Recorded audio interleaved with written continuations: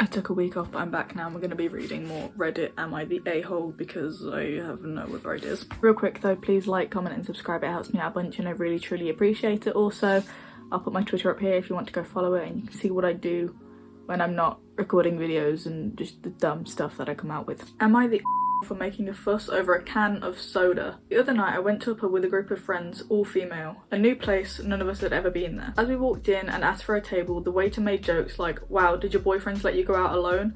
I'd always keep you locked up, you're too cute." "No, don't you have a boyfriend? Better for me." You could see they said it jokingly. The pub is located in an area of the city where there are only pubs, bars, nightclubs. The staff tries to attract customers in every way, even with that kind of jokes, but for some reason it rubbed me the wrong way. I said nothing but pulled a face. The waiter saw me and told me he was just joking, there was no need to be offended. I rolled my eyes and said whatever, just to not start a sterile argument that I wasn't offended, just annoyed. We sat down at the table and ordered drinks. I ordered a can of soda, as did another friend. Others ordered beers and cocktails. When the orders arrived at the table, I saw my can of soda had already been opened while my friend's was still sealed. I told the waiter that I wanted an unopened can, and he, the same one who had made us sit at the table, was defensive, saying that I offended him very much with my insinuations. I didn't insinuate anything, I just asked for an unopened can. He said that for him, opening bottles and cans are automatic gestures. When I pointed out that my other friend's was sealed, he replied that the orders for the table were many, he hadn't seen it. By then, other patrons of the pub were watching the scene. I stood my ground, demanding an unopened can, and the waiter replied that it was absurd to waste a can of perfectly good soda and insisted that I drink that, but I said no. I finally got the unopened can, but we were pretty much ignored by the waiter for the rest of the evening, and when we were asked for a second round of drinks, we waited a lot. My friends got pissed at me, saying that I spoiled the mood and made the waiter boycott our table, and that's why they think I was an a-hole. In my opinion, I wasn't. My request was reasonable, and the way the waiter reacted set off alarm bells for me. Nothing happened, but better safe than sorry. But now I'm wondering if I overreacted. No, you're not the No, I don't think you overreacted. I probably would have done the same. I mean, if both cans were to come already opened, even then I'd find it a bit weird. Whenever I've ordered a can of any drink, whether it be alcoholic, whether it be just a normal soft drink, it's always come unopened and untouched. It's just the waiter has just given it to me and then gone on with serving the next person. I've never received a can already opened, but it's 10 times weirder that one was opened and the other one wasn't. So that would set off alarm bells for me, especially with the way he got extremely defensive extremely quickly. You're just being safe. You don't want someone doing anything to your drink, and it just set off alarm bells for you, and you just wanted to be better safe than sorry, which is a very fair reaction in my opinion. Am I the for buying a PS5 for my daughter when my ex asked me not to? My ex and I have a 14-year-old daughter together. She also has 2 more kids who are 16M and 11F. We have 50-50 custody. Here is the problem. My daughter loves gaming. She has been begging her mum and I to buy her a PS5. I bought one for her a few weeks ago, but I didn't give it to her right away. I decided to wait until after an important and difficult exam that she had and give it to her as a prize for getting an A+ in that exam, which I knew she would. A few days ago, my ex called me and asked me not to buy a PS5 for my daughter, as apparently she had been gloating to her siblings and making them jealous because their parents are financially struggling and they can't have as many privileges as my daughter. My ex gave me a long lecture about how she doesn't deserve another privilege because of her behaviour. I told her I will consider it, but I didn't promise anything. Well, she got her exam results a couple of days ago, and not only did she get an A+,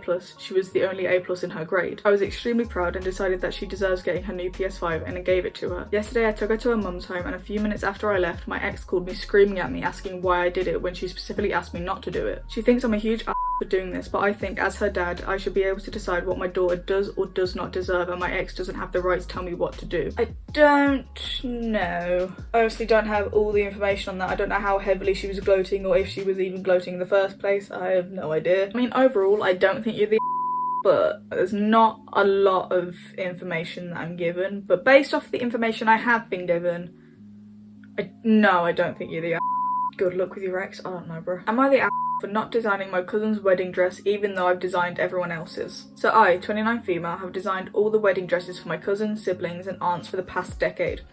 When my eldest sister, 35 female, got engaged at 24, she asked me to design her dress since I'm passionate about design and she always loved my style. Her dress was a knockout, everyone loved it, and ever since, whenever one of our relatives announces their engagement, they ask if I can design their dress for them. I've always said yes because I absolutely love doing it, it's just so much fun. On to the issue, my cousin 23 female is getting married next February and called me up to see when we could meet so she could share her ideas for her dress and I could start designing it.